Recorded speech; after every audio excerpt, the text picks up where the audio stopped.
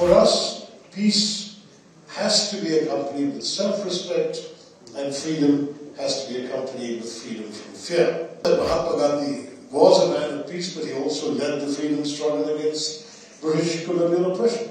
So you don't just sit quietly and turn the other cheek. You stand up for what is right and what you believe in. And that is exactly what India has chosen to do when faced with terrorism. So while we understand that disputes must be settled through dialogue, we do not believe in dialogue with a gun pointed at our foreheads. When Pakistan, which has sadly used terrorism as an instrument of state policy, actually decides to dismantle the terror apparatus that is constructed on its country, then we can talk about dialogue. Till then, I'm sorry, we are not going to talk to these people. Frankly, this was an awfully conceived and executed murderous rampage, because what they did was not only to come in and attack innocent tourists on holiday in a peaceful part of Kashmir, create a backlash in India because the killers asked the religion of each person before shooting the husband dead. We struck 9 known terrorist headquarters, launch pads, bases and training camps in Pakistan on the 7th of May. For us, peace has to be accompanied with self-respect, and freedom has to be accompanied with freedom from fear.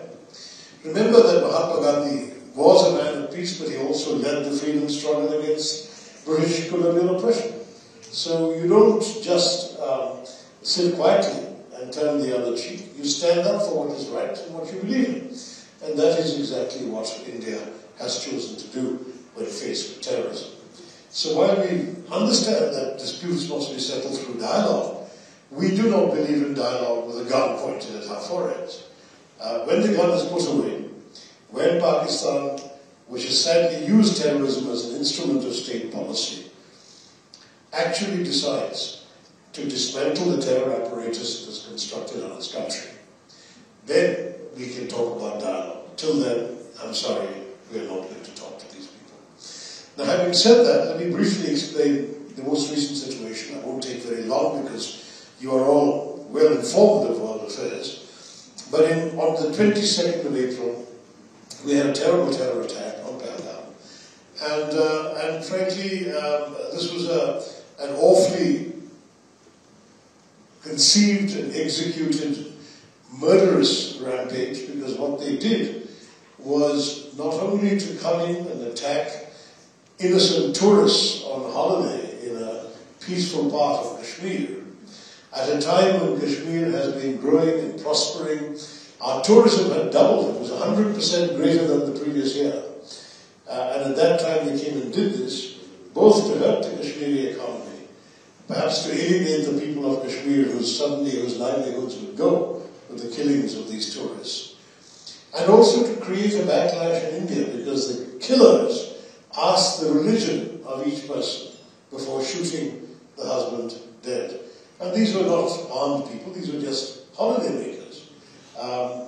It was an awful thing, and as Mariana mentioned, because of the way in which this had happened, the government named the resulting retaliatory Operation Sindoor, because this murderous attack had wiped the Sindoor, the mark of marriage, from the foreheads of 26 Indian women.